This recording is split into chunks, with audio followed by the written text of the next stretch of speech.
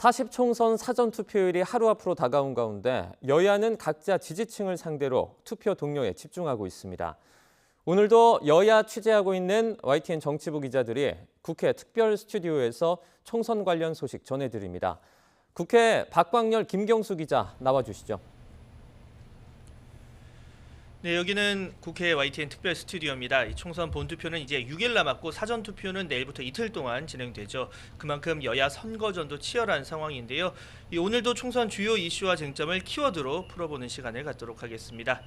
네, 첫 키워드, 선거 판세와 연관된 부분인데요. 저희가 55대 49라고 뽑아봤습니다. 구체적으로 55대 49 어떤 부분을 의미하는 겁니까? 네, 전국 254개 지역구 가운데 섣불리 승부 예측이 안 되는 이른바 박빙 지역으로 국민의힘과 민주당이 각각 언급한 지역구의 숫자입니다. 어제 여야 대표들이 유세 중에 직접 언급을 하기도 해서 관심을 끌었는데요. 여당은 55곳, 민주당은 49곳 정도가 박빙 지역이다 이렇게 언급을 했었습니다. 먼저 여당의 자체 분석 어떤지 설명해 주시죠. 네, 한동훈 비상대책위원장 어제 충북 유세에서 전국 55곳을 박빙 지역구로 규정했고 그 가운데 26곳은 수도권이라고 말했습니다. 이 초박빙 지역에서 이기면 국민의힘도 승리하고 반대로 여기서 무너지면 야권이 200석을 가져가면서 이 국회 정수 3분의 2인 개헌 저지선이 뚫리게 될 거라고 지지를 호소했는데요. 한 위원장이 자체 판세 분석 결과를 유세에서 구체적으로 언급한 건 이번이 처음입니다. 그만큼 지금 위기감을 고리로 한 이 지지층 결집이 절실하다는 방증으로 풀이되는데요. 자, 그렇다면 이 민주당의 박빙 49곳 이야기, 이건 어디서 나온 겁니까? 네, 어제 민주당 이재명 대표가 창원 지원 유세 중에 한 이야기인데요. 이번에 유난히 박빙 지역이 많은데 이게 49곳 정도다 이렇게 얘기를 했습니다. 또 누가 더 투표에 많이 참여하느냐에 따라서 승부가 갈릴 거고 많아야 1000표 정도 차이밖에 안 날 거다라고 언급하기도 했습니다. 오늘 민주당은 한병도 선대위 전략본부장이 자체 판세 분석 내용을 브리핑하기도 했습니다. 한 본부장은 여야 경합 지역이 50곳 전후이고 이게 선거 막판에 지지층이 더 결집하면서 이 숫자가 더 늘어날 수도 있다 이렇게 분석을 했습니다. 종합을 하면 여야 모두 50곳 안팎에서 승부를 섣불리 예측할 수 없다 이렇게 보고 있는 건데 전체 판세 국민의힘은 어떻게 보고 있습니까? 네, 여당 같은 경우에는 조심스럽지만 90에서 100석 정도를 우선 확보할 수 있을 것이다 이렇게 자체 전망했습니다.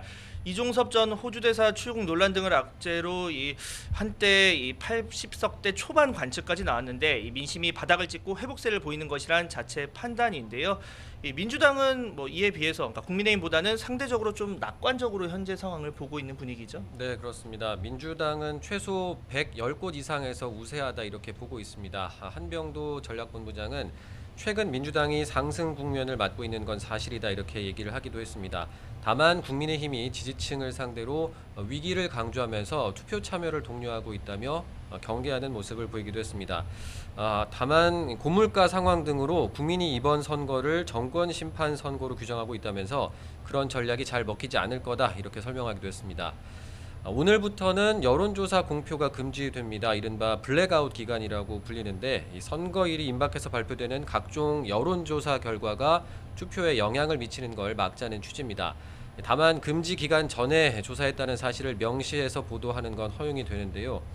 어쨌든 이제 10일 선거 당일까지 민심이 어떻게 변할지 알 수가 없는 상황인 건데 현재 판세가 실제 선거 결과로도 이어질지 관심이 쏠립니다.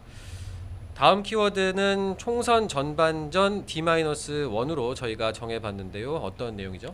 네, 이번에 여야 모두 이 본투표에 앞서서 사전투표에 상당히 집중하는 분위기라 이렇게 키워드를 정리해봤습니다.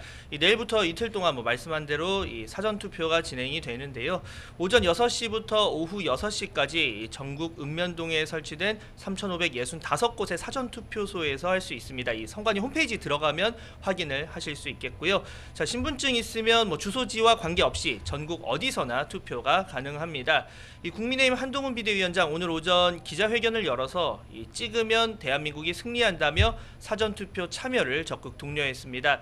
100% 수검표 도입 등을 부각하면서 지지층 일각의 사전투표 불신론 해소와 함께 이재명 조국 심판 위한 이 투표에 적극 참여해 줄 것을 거듭 호소했는데요. 직접 들어보시겠습니다. 사전투표가 불안하다고 안 찍으면 결국 누가 이기겠습니까? 1일간 싸우는 사람이 3일간 싸우는 사람을 이길 수 있겠습니까? 흔들림 없이 한 분도 빠짐없이 나와서 투표해 주십시오. 네, 한동훈 위원장을 포함한 지도부와 모든 국민의힘 후보가 사전투표 첫날 이 투표를 완료하고 또 당 차원 동력 캠페인도 진행됩니다. 이런 가운데 민주당도 역시 사전투표 동료에 총력을 기울이는 분위기죠. 네, 민주당은 이번 선거에서 투표율이 승패에 가장 중요한 변수가 될 거라고 분석을 하고 있습니다. 한병도 전략본부장은 이번에 투표율이 65% 이상이 되면 민주당에 유리할 거라고 판단을 한다 이렇게 설명하기도 했습니다. 또 기존 양상을 보면 40, 50대 이하 유권자의 사전 투표율이 좀 더 높고 그 흐름 자체가 변하지는 않을 거라면서 사전 투표율이 높으면 민주당에 유리한 구도가 될 거다 이렇게 밝히기도 했습니다. 이재명 대표도 투표 참여가 곧 권력이라면서 사전 투표 참여를 독려했는데요. 오늘 유세 발언 잠시 듣고 오겠습니다.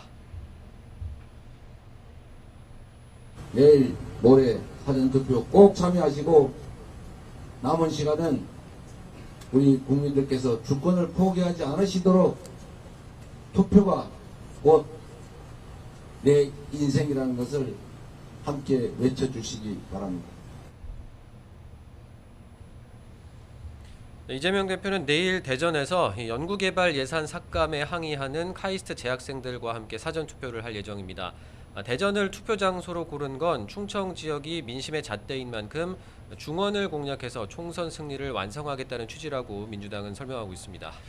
네, 이제 마지막 키워드를 볼 차례입니다. 요즘 거칠어지는 여야 설정과 관련된 내용인데요. 저희는 이 나배 대 일배라고 정리를 해봤습니다. 이 나배 이게 최근 이제 이재명 민주당 대표 발언과 연관이 돼 있는 부분이죠. 네, 그렇습니다. 이재명 대표가 지난 2일에 유튜브 방송으로 서울 동작을에 류사명 후보를 온라인 지원 유세하는 과정에서 한 발언인데요. 나배라는 별명으로 불릴 정도로 국가관이나 국가 정체성에 의문이 제기되는 분이 있다 이렇게 말을 했습니다.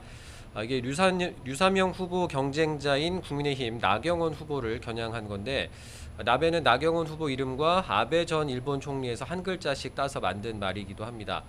그런데 이 나배가 일본어로는 냄비라는 뜻도 있어서 관련해서 국민의힘이 이 지점을 비판을 하고 있죠. 네, 맞습니다. 이 국민의힘 앞서 류사명 후보 지지자가 이 냄비 관련 문구가 들어간 홍보물을 만들었다며 이 나배 표현이 일종의 여성 혐오성 발언이라고 공세를 이어갔습니다. 이 한동훈 위원장은 이재명 대표가 또 일베 출신이고 본인도 인정을 했다면서 이 일베 카드로 역공에도 나섰는데요. 앞서 이 대표 측은 가입만 돼 있을 뿐 실제 활동한 내용은 없다고 언급을 한 바 있습니다. 이 밖에도 한동훈 위원장 최근 야권을 겨냥해서 쓰레기 같은 극단주의자라거나 이 구질구질 찌질하다와 같은 표현을 쓰면서 이 발언 수위가 좀 높아지는 분위기입니다. 최근 야당 사령탑의 발언 수위를 좀 보자면 마찬가지로 좀 더 세지고 있는 그런 상황이죠. 네, 이재명 대표가 어제 제주 4.3 희생자 추념식에 참석을 했는데 국민의힘 한동훈 비대위원장이 불참한 걸 비판했습니다. 이 과정에서 국민의힘은 4.3 학살의 후예라고 할 수 있는 정치 집단이다 이런 언급을 했습니다. 이재명 대표 같은 경우는 앞서 국민의힘 지지자 비하성 발언인 이른바 이찍 발언을 했다가 논란이 되자 사과를 하기도 했었는데요. 여야 모두 이 표심에 악영향을 미칠 수 있는 설화 경계령을 내렸지만 정작 여야 대표들의 표현이 거칠어지고 있는 상황입니다. 막바지 지지층 결집 차원에서 이 도움이 된다는 판단으로 이런 표현의 수위를 높이는 것으로 보이는데 다만 막말 총선을 여야 대표가 오히려 주도하는 게 아니냐 이런 비판도 나오고 있는 상황입니다. 마지막으로 오늘 이 정치권 전반의 움직임도 좀 정리를 해볼까요? 네, 자 한동훈 위원장은 이 수도권 격전지 위주로 흐르는 이 일정을 준비를 했습니다. 그래서 서울 북부, 노원이라던가 도봉 이런 지역부터 이 구리, 강동, 송파 등을 거쳐서 이 경기 남부, 수원, 오산 지역까지 이제 수도권을 두루 흐르는데요. 이 선거 최대 변수인 수도권 그리고 중도층 표심 잡기 차원으로 풀이가 되고 있습니다. 자 이재명 대표 일정도 좀 보자면 이틀째 이 부울경 지역 돌면서 지지를 호소한다고요? 네, 이재명 대표는 전날 어제 그러니까 부산과 경남 이른바 낙동강 벨트를 방문을 했는데 오늘도 부산과 울산 지역구를 잇따라 방문해서 지원 유세를 합니다. 부산 중영도 지역구를 시작으로 해서 동쪽으로 이동을 하는데 울산까지 지원 유세를 가고요. 저녁에는 이번 선거운동 기간에 처음으로 보수 지지세가 강한 대구를 방문합니다. 제3지대 정당들도 오늘 바쁜 하루를 보내는데요. 녹색정의당은 서울 광화문 광장에서 기자회견을 열고 초심으로 돌아가겠다면서 지지를 호소했습니다. 새로운 미래는 광주광역시에서 집중 유세에 나서고 개혁신당은 경기와 강원 지역의 표심을 공략합니다. 또 조국혁신당은 서울, 여의도와 용산 등에서 시민을 만납니다.